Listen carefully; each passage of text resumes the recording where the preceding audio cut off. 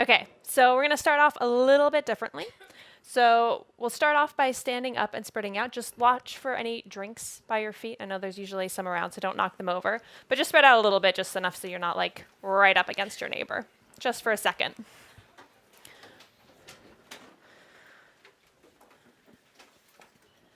All right. It's going to get a little bit weird for like a minute, and then I promise it'll get normal and a normal talk. All right, so you spread out a little teeny weeny bit. I know it's a bit tight. So next up, close your eyes. Oh my goodness, where is she even going with this? I know. All right, think way back. Imagine yourself when you were a toddler.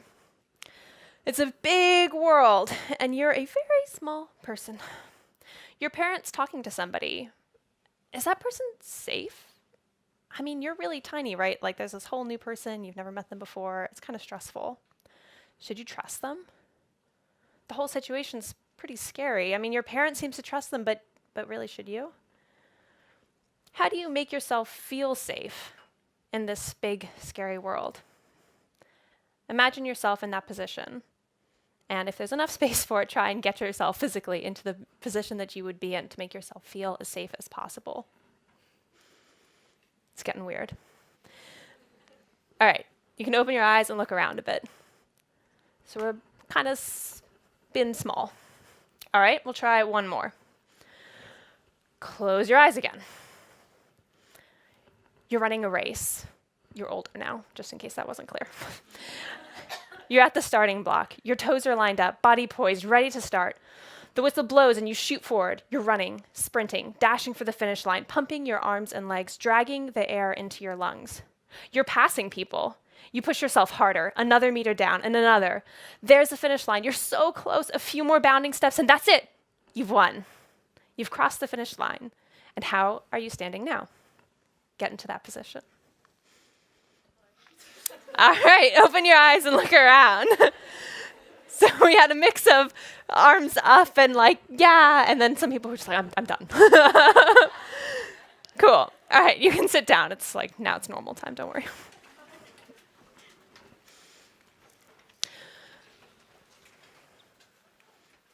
Your body impacts who you think you are because it's mind and body together.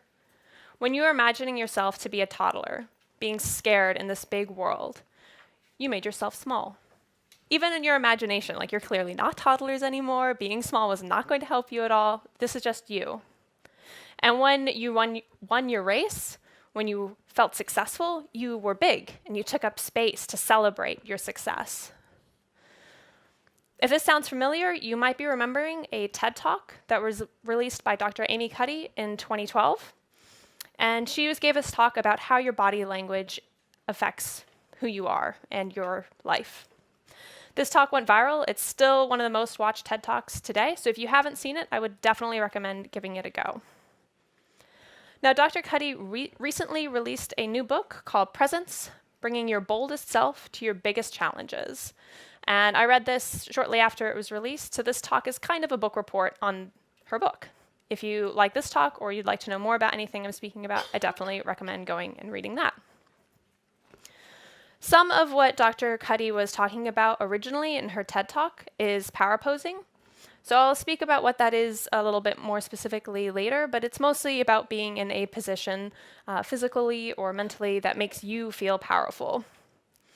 So Dr. Cuddy found all kinds of good things about power posing, but there's been some debate about if that data has been able to be replicated by other studies. Was it reproducible? Was she doing p-hacking? There's been some like scientific name calling back and forth about things.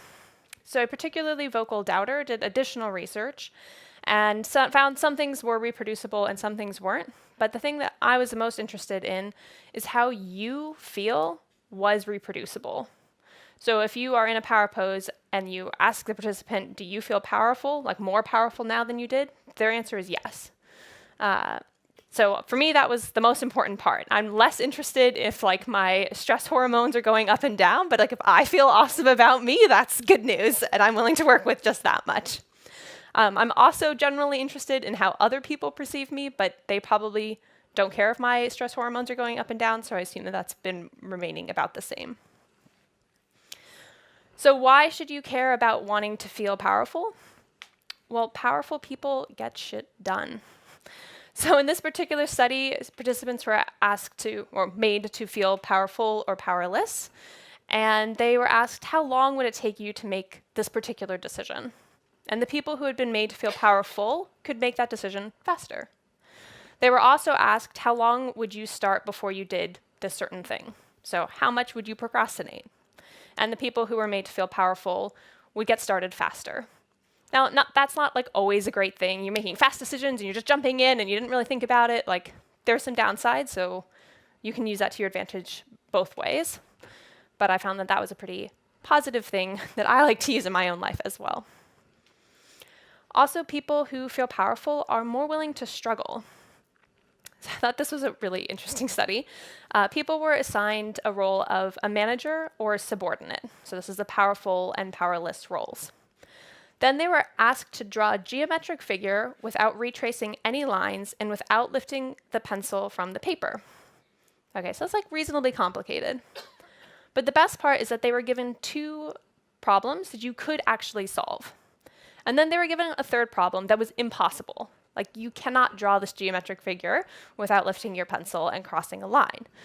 Like, how incredibly mean of the researchers. Here's this problem. Like, there's not a chance that you could possibly make it work, but they're like, whatever, researchers for the greater good. And what they counted was how many times people would attempt this impossible puzzle before they would give up. And people who had been made to feel powerful, who had been put in the manager position, were more willing to make more attempts than the people who had been made to feel powerless. So even though it was impossible and you're never going to make it, they were still willing to struggle and try a little bit harder than those people who had been made to feel powerless. So you deserve to take up your fair share of space, regardless of your gender. I'm giving this talk at Women Who Code in particular because women tend to collapse down and take up less space than men. But you don't have to. You're entitled to take up as much space as the men, even if you're a little bit shorter on average. So you can feel big as well. Which brings us to part 1, take up space. So this is about those power poses. So you have things like high power standing. What does that even look like? Well, there's the one that a lot of you did after you won your race. Yay, I won. Then there's this one that just seems like a terrible idea to do at any time, really, ever. Wonder Woman is a really common one that a lot of people have heard of. I'm personally not a huge fan of it because it's like really similar to your mom telling you about something. So like, I don't know, it makes me feel a bit nervous to like walk that line at work. But then there's just like being a person who's standing. And maybe you've got your feet a little bit wider apart than you would normally, and you definitely don't need to have your legs crossed. Like, you can take out that space, having your shoulders back, being open. I'm here and on the stage taking up space. That's okay. Then interestingly, there's also high power walking. So a lot of people who have talked about power posing before talked about these like more static poses. And those can be really valuable for giving a presentation or having a confrontation at work or something. But you can be doing this high power stuff like kind of all the time. You can be having these interactions and making yourself feel more powerful. In general, women's walking was far more restricted than men's, relating to powers such as arm movement, head movement, and length of stride. So something I notice a lot when you're walking to your next meeting is just being really small about it. But you don't have to do that. We're actually going to take a quick segue. Oh my gosh, is this all going to work? Come on, Chrome. So this is, not displaying. Cool. Yeah. This is low power walking. So you can kind of see you've got like, hips and arms and stuff. And we're taking little steps. So we've got our arms kind of close to our bodies. And then I see if I can get my mouse to move. Yeah, we're going to get this. And then we do high power walking. Yeah. We're taking we're taking big steps. We're using our arms a lot. Our hands are a bit further out from our hips. And we're all like, yeah, I'm walking here.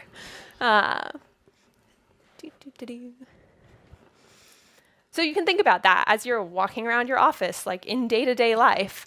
How are you walking? Are you projecting yourself the way you want to? Are you getting the most benefit from this like casual walk to the drinking fountain? Then there's high power sitting. This feels like this shouldn't be a thing, but it totally is. Way back in 1982, this was long before Dr. Cuddy released her research, somebody else found that people who sit upright are more willing to struggle. So they reported better confidence, more self-control. There were more persistent problem solvers. That's kind of going back to that, like doing that puzzle that was not solvable.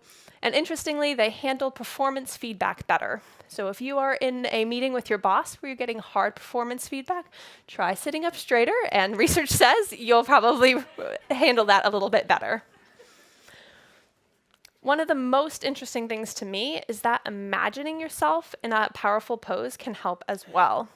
So after Dr. Cuddy released her original talk, some people wrote back to her who were wheelchair bound, and was like kind of, what can I do about this? And they found that actually visualizing yourself, like closing your eyes and imagining yourself standing in this powerful position can have a big impact.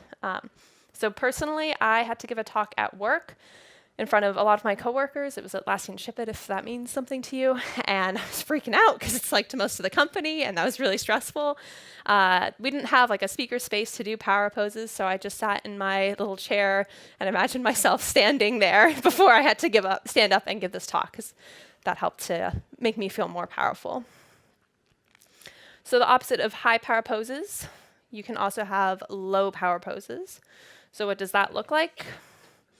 It's being that small, collapsed person. And when you're being small, you're sending this message that you're not important, that you're not worthy of the space that you could be taking up. Now that's a signal to other people that you probably don't want to send, but more importantly, it's a signal to yourself. Like, you don't say to yourself, like, you're not worthy of the space you take up. That's like a really harsh message to tell anybody. So like, you don't need to tell yourself that. One of the things that I noticed about myself when I was looking into these low power poses is a lot of these people just look cold. Like certainly how I sit at office, sometimes I'll like cross my arms to keep my hands warm and my legs, and kind of just like be smaller because I'm a chilly person at work a lot of the time. So that has some research behind it that women in general do feel the cold more. Interestingly, people who are feeling powerful tolerate the cold better. So this is like a bonus. People were asked to stand in high or low power positions, and then they had to put their hand in a bucket of ice water and see how long they could keep their hand in that ice water for. And the people who had been in the high power positions could tolerate the cold of the ice water better than those in the low power positions. So if you are being small because you're cold, try being big and you might not feel it quite as much. If you're still feeling cold, put a sweater on. Have some warm coffee or tea, like, because I don't drink coffee. Light a fire. Like, don't let being cold be the thing that's holding you back. That's kind of ridiculous. If this is what's stopping you from speaking up in meetings or from really making that connection with that person at work, try and find another way around it. There should be a few things that you can do to change your environment so that you can have those more powerful, potentially possibly colder positions. So that's about collapsing down to make you feel low power. Unfortunately, your phone also probably makes you feel less powerful. So this study was about screen sizes in particular, and they found that people who were using computers that were like set for your height would feel more powerful, right? You probably have your monitor at a good height and your keyboard and your mouse and everything. Then there was laptops where you're a little bit more down, and tablets where you might be even more so. And then there's phones. Now she's obviously doing a pretty good job of like holding her phone up, but you definitely have seen people on the train who are just like completely collapsing down. So that's not really what you're going for. So maybe before your next job interview, don't spend the 10 minutes beforehand looking at your phone, but like try spreading out a little bit as well when you're sitting in your chair. So that's part one about taking up space. You have standing powerfully. We talked about walking, like big movements, big steps, being open. Sitting also can be more open and less like arms and legs crossed, and just imagining yourself in a more powerful position. Part 2 is about taking up time. So just as taking up space is a power move, taking up time can signal to yourself and to others that you are more powerful. To start with, take up time by speaking. Women actually speak less than men. So this is a meta study of around 3 other studies that were done that found that women tend to actually speak less than men. I know this is like, but like, because has been other research, I didn't cite it in this, around people perceiving that women are speaking more even when they're not actually. So you might think that you're speaking more than you are, and it's kind of this terrible cycle down. But you can speak up. You're entitled 50% of the time. So just start by talking more. Take up time by saying anything. You're entitled to the same amount of time as men are. A friend of mine had this great suggestion to plan to say at least one thing in every meeting. That plan forced her to have better prep before she went to those meetings. She couldn't just walk in and like hope that she could come up with something to say. She had to really think about it and do that prep work beforehand to come up with good things to say. That meant that when she went to the meetings, she was better informed. Better informed, she was more comfortable speaking up, so she was able to say not just the one thing she had planned to say, but she contributed considerably more to those meetings as well. So then there's speaking more slowly. When we feel powerful, we speak more slowly and take more time. We feel entitled to the time we're using. So speak up at all, if that's kind of where you're at. And when you are speaking up, slow down. Because if I have something important to say, I'll slow down as I say it and really enunciate all of those words so that you get the message that what I'm saying is really important. But if I'm speaking normally to a friend, I'll probably speed up a little bit, and that's fine too. Except when I'm nervous and I'm speaking really, really quickly because I don't really want you to hear what I'm saying because it's kind of embarrassing, and please don't listen to my idea anyways. Oh, sorry. Speaking more slowly demands attention, and that is okay. You're allowed to have that attention just as much as the next person. In fact, speaking slowly makes you think you're more powerful. So in this study, people were given a series of words to read on a screen that would scroll by. And that screen would go really quickly for some people, so they had to speak quickly, and then it would go more slowly for other people, so they were better pacing themselves. And after they had read that sentence or paragraph, I'm not sure, they were asked how they felt. And those people who had been speaking more slowly reported feeling more powerful. So this is having an impact on how you view yourself. If you can slow your speech down, maybe take some deep breaths in there, remember that what you're saying is just as valuable as the next person, that will help you to feel more powerful as well. So that's taking up time. Speak more and speak more slowly. Because when we feel powerful, we're less self-conscious about expressing our feelings and beliefs, and that frees us to think and do great things. So don't have good posture just for your parents or for that teacher who told you to. Do it for yourself because it changes how you perceive you. Thank you.